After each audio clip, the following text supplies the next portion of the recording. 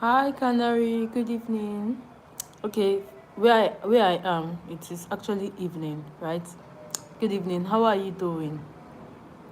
I'm good. How are you? Good evening.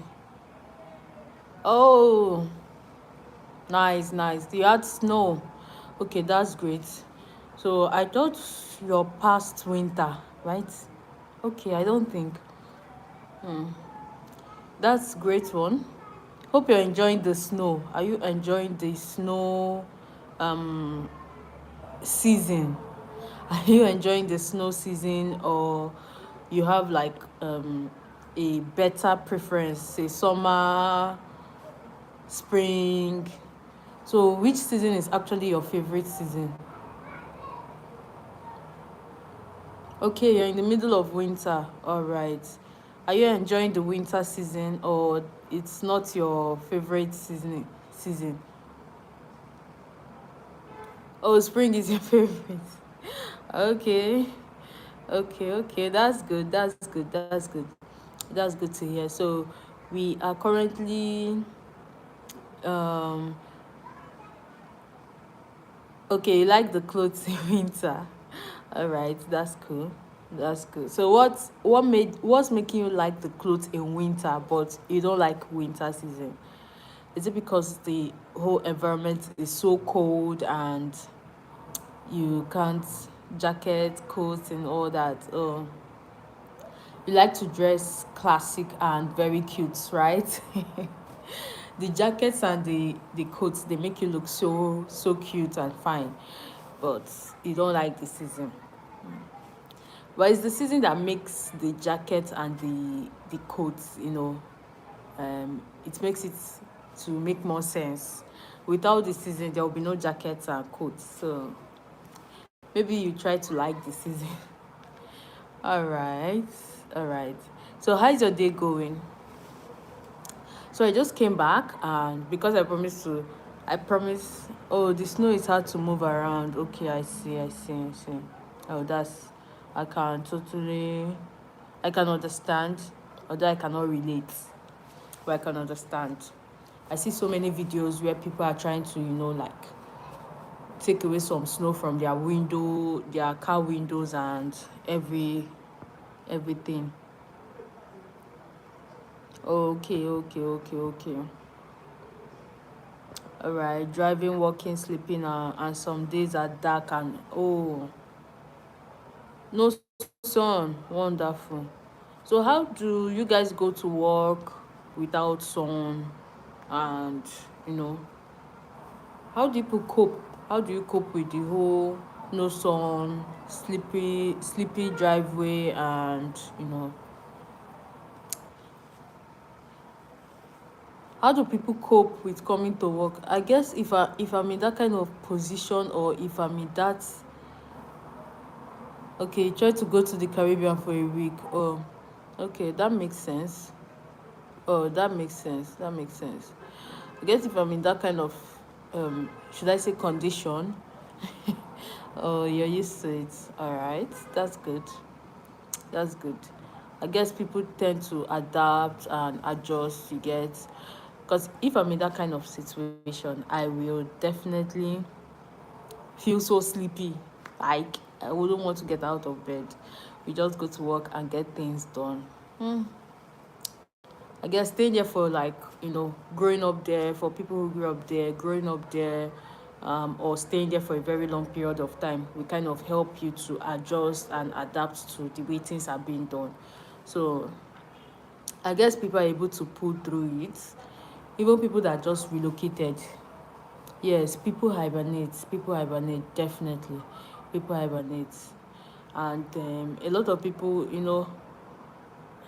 wow, go to bed really early. I see. That must be like a very new kind of life for some people who are just relocating there. Sunset at 4:30. 4:30 in this place. I think the evening just, is just getting started. Okay, we don't experience snow here. And somehow, I kind of like the weather because, some days are just chill, some days are hot, and it can be extremely hot. But the same way people who stay in snowy areas are surviving, we're also surviving that way. Yes, the same way people who live in snowy areas, they are surviving, we're also surviving that way. All right. So it feels so good chatting with you and interacting with you. Also knowing how your day is going and how it has been. And a lot of people who do not stay, who do not live outside there, they kind of like the winter season because they want to take cute pictures of the snow. Okay, with this word you're using, you sound like a Nigerian. How do I put it? You sound like a Nigerian who relocated, right? I think I got the question. Did I get the statement very well?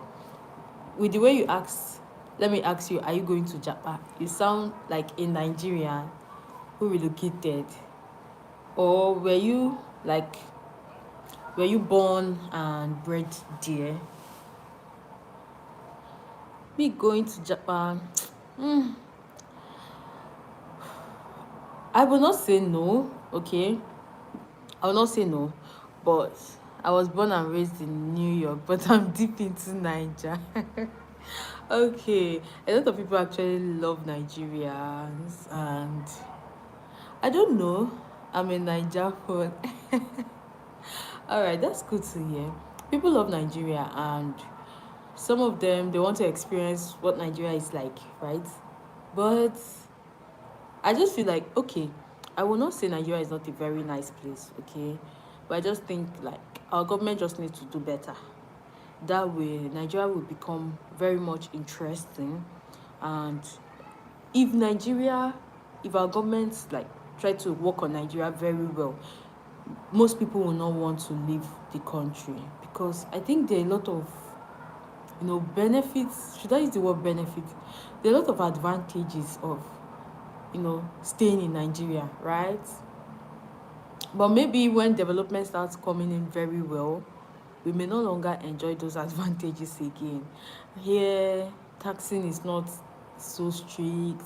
There are a lot of things actually. So freedom of movement, restricted. You can go from one state to another without all the whole, needing to get visas and needing to get stuff like that. So I just feel like people enjoy Nigeria for, let's face it, government is not going to do anything about it, right? You heard of francophone. I'm a Niger phone. All right, that's good, that's good. But sincerely, what you just said is true.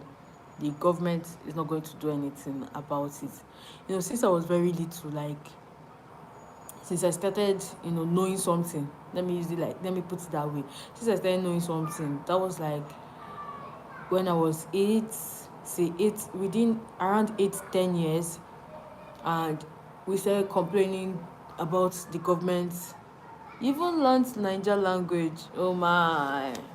Maybe huh? I've already started this life. If not, I would have co-hosted you so that I'll hear you speak Nigerian language. The vibes. It's actually vibes on vibes, okay? Nigeria is a very lovely country, but it is not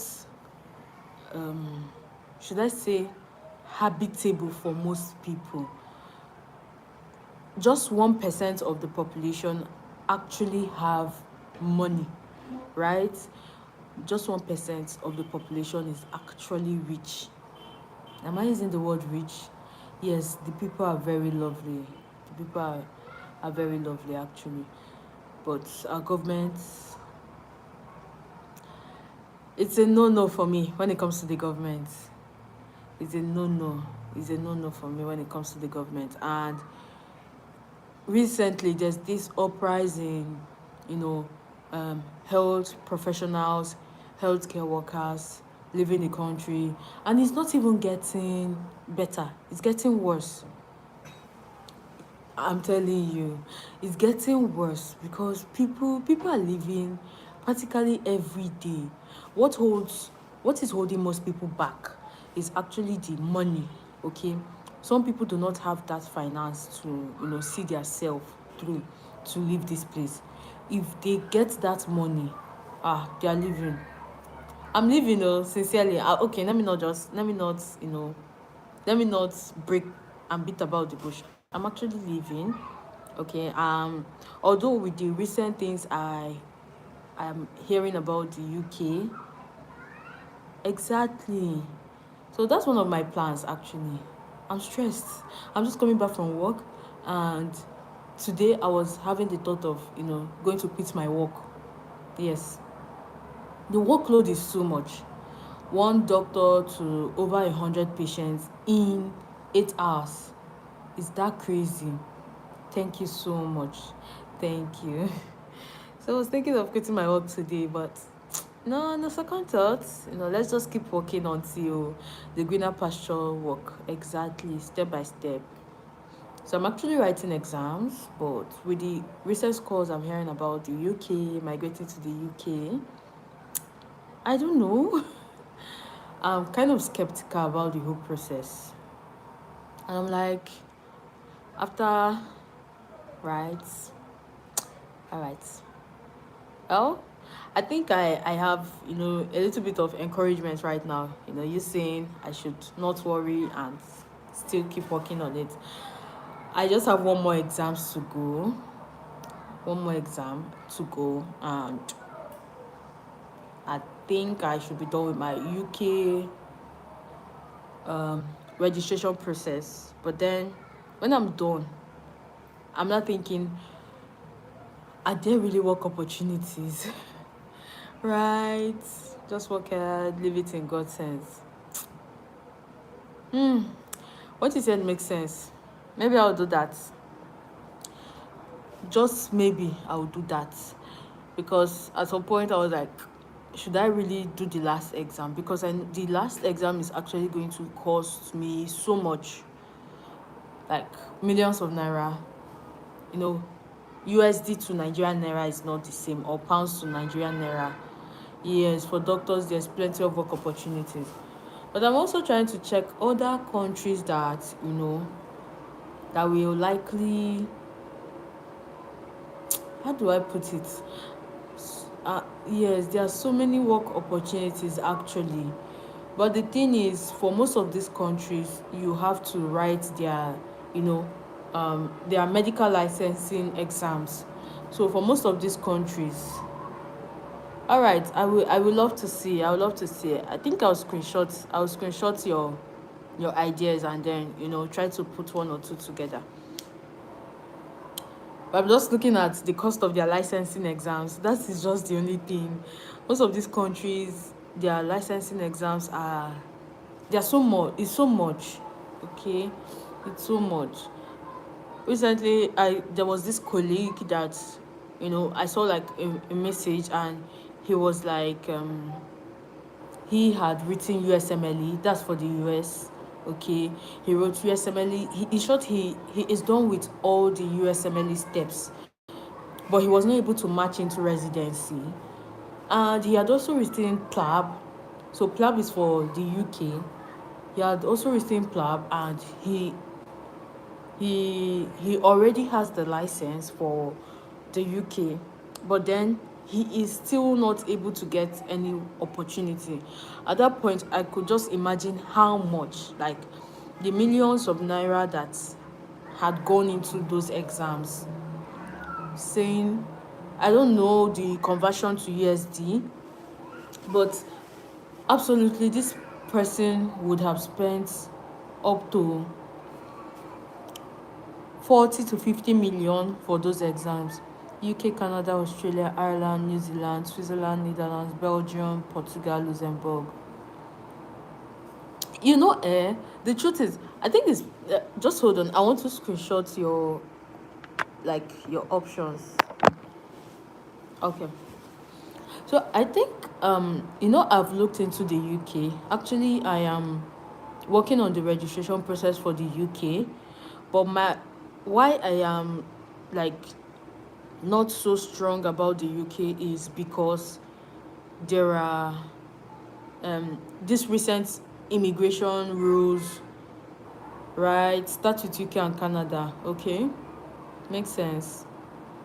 All right, that's a very good option. Thank you so much. Those are actually my top two, right? Those are my top two. Those are my top two. So I've started with the UK already. I have one more exam for the UK. But for Canada, I haven't really started for Canada. I want to try, starting off with the English exam for Canada, and then some applications for their exams. I made some research about their licensing exams, and it's not a walk in the park though. It is not something that is not achievable. In 3 years you can come to USA after Trump is gone. But the thing with most of these countries is that, except you just want to go to the country and you have a skill, okay, that you can use to start up life, aside that, getting into the country to practice as a doctor is actually not, it's not easy. I'm not going to lie about that. It's not easy. Most of these countries, their exams are so rigorous, so stressful, so time consuming, and at the same time you need to have like finance down. Yes, I have a skill. They need doctors, that's true. They need doctors, but they're not making it any easy for doctors to come in, right? If you actually want to pursue any of these countries, you need to have like very good finance. The dollar or pound to naira rate is not the same. There's a very huge gap. Yes, they make it very difficult on purpose. Well, I'm not giving up though. Okay, I'm still working. So I'm still working. It's not like a full-time work. It's like a part-time work while I'm serving. So I'm trying to like start the Canadian process, although I may not be able to do the exams before migrating because I sincerely do not have that funds. I can only like foot the bill for the UK registration process, which is not even easy. Looking at it, um you by the time you're done, you should have spent. Yes, it's okay. It's a big project. You have to take it step by step. Sure. I have to take it. Definitely, I have to take it step by step. I actually do have to take it step by step. Because looking at the whole process, it is not just about writing the exam. These exams, we're paying for it, and we're paying very huge amount of money for the exams. Now, you also have to consider the fact that, okay, as much as I believe that, yes, if you put in the work, you will scale through the exams, right? You pass the exams. On the other hand, I also look at the chances of, what if you're not able to pass this exam. I had friends that we recently wrote the Plabon together. That's the UK exam. We recently wrote the exams together. The fee varies. The fee vary. For the UK, you start with the IELTS or OET. So I did the OET because OET was pretty much easy to follow, and because I had written IELTS the first time and I didn't pass the IELTS, like, not I didn't pass, I didn't get up to that score, that required cutoff, which is 7 in each in each segment, right? So I didn't get 7 in all of them. I got in some, I did not get in some. I had to write the OET. Roughly, the first exam was about 270 or $300. These are like rough estimates. They're not like complete figure. That was like about $270. I had to write the OET, and OET cost about 370. The plab one cost about 370. So at the end of the day, when you look at it, you spent almost almost $1,000, and then you're going to register for the plab 2. The plab 2 costs $1,300, and that is just for registering the exam. Now you're going to pay for your flights. Yes, exactly. Yes, I'm actually taking it step by step. I'm taking it step by step, and so far so good. It's going so well by the grace of God. It's going so well, pretty well. Although, uh, intending, one more exam. So I'm looking at doing that last exam, say before the end of the year. So I'm going to do the last exam. But then I also want to, that saying, do not put all your egg in one basket, right? So I'm trying to, spread my tentacles, and then I'm making researches about other countries. Yes, yes, that is the best investment you can make in yourself and your career. Exactly. So I just wanted something, I love to take on challenges. Do things that do things. Yes, you make back that money in 1 year. Exactly. Exactly. So I'm just praying, okay, because I have so many friends who are registered, like they are UK licensed doctors, but they're still in Nigeria because there's no work for them. They're still searching for job opportunities, and a lot of them are still trying to, get into residency training program in UK, Canada, and Ireland are the most convenient. Mm. I didn't really put so much interest in Ireland. Maybe I would think about it. Makes sense. So do you have people in these countries that are practicing as, as doctors or healthcare workers? Do you have people in these countries that are currently practicing? And how is the system, you know, like? I just want to like have a fair idea of, are people still um lucky enough to get in, like,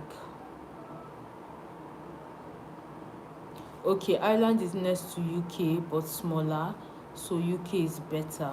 Okay, all right, okay. So that's a different country on its own. Okay, okay, okay. UK is very easy for Nigerians. It is, but it's no longer easy. It's no longer easy. No, for the past couple of years, it's no longer easy for Nigerians again. It's a bit um it's a bit difficult now, or should I use the word, it's a bit challenging now, because they are kind of there's this new rule about them prioritizing um their own medical graduates. How do I mean? They're prioritizing people who graduated from the UK universities, um rather than people who graduated outside the UK. So it's a bit challenging now for we Nigerians, because uh, why I kind of agree to what their new policy is saying, them prioritizing UK graduates, because recently there are, uh, if I'm not mistaken, if you do the stats very well, over 1,000 doctors are actually GMC licensed, but they are still in Nigeria. Like they haven't relocated yet because you always come second when you first get there, but that's okay. Hmm? We can manage. Which one concern? We can manage whether we prioritize first or second. So long as you are getting the better life, that is what matters, right? That's actually what matters. So hopefully, I'm just being positive. Okay, we're still in January, so there's still like after a few years you integrate in the system. That's true. That's true. It always happens in um even if you move to Nigeria from a new place, it's always like that. Then you become a priority, right? That's true. That's true. What you're saying is very correct and very true. What you're saying is very correct and true. So we still have some, few months to go in Nigeria, and hopefully, let's see how the year will turn out to be. I'm just, I'm just keeping, just like a blank check, a blank book, and I'm just going to see where the Lord takes me this year.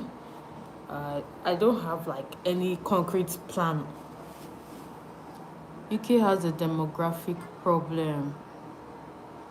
Uh, how do you mean? Like, can you explain that a little bit? Can you explain the demographic problem? Oh, so they need immigrants. Otherwise, they can't maintain the system. Then why are they why are they shutting us off? If they need immigrants, then they will create work opportunities.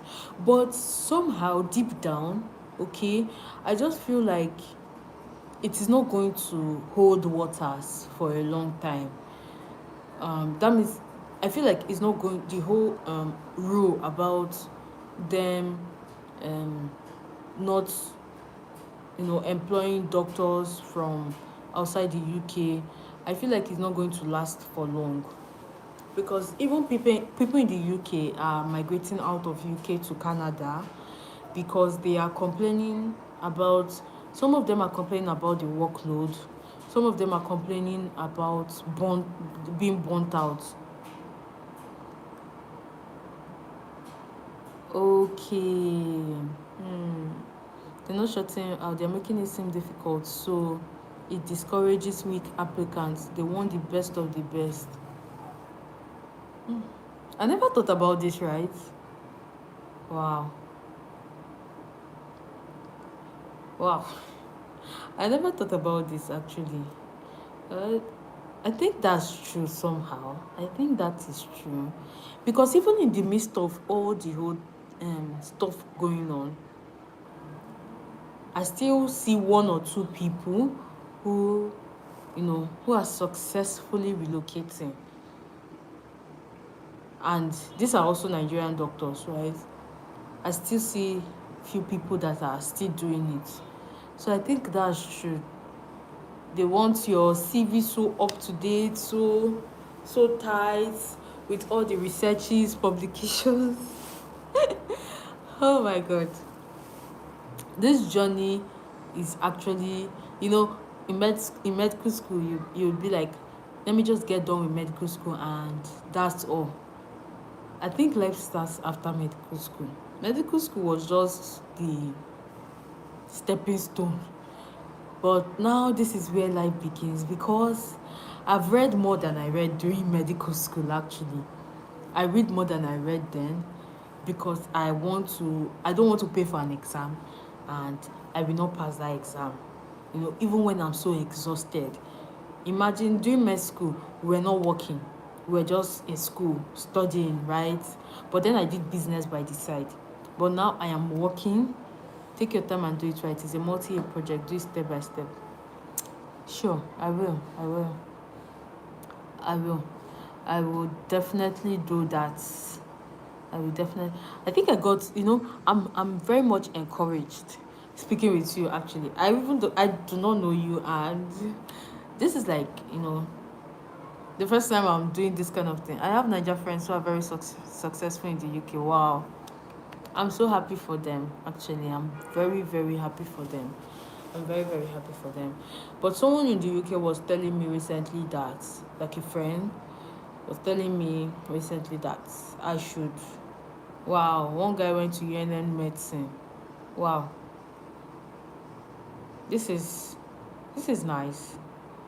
Did he graduate recently? Like, has it been up to 2 years he relocated to the UK? I just want to know, you know. Oh my, surgeon, wonderful. This is big. See, Nigerians, forget it. I love my country because anywhere they step in, they love to pull weight. Like, wow, this is so good. This is so good. So I'm not looking at a specialty for now.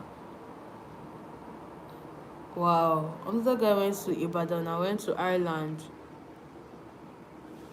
Wow, you have lots of Nigerian friends. Seriously, he was recruited to the USA. The guy that went to Ibadan or the surgeon in UK, which of them was recruited to the USA? Wow, positive stories like this are just things I need.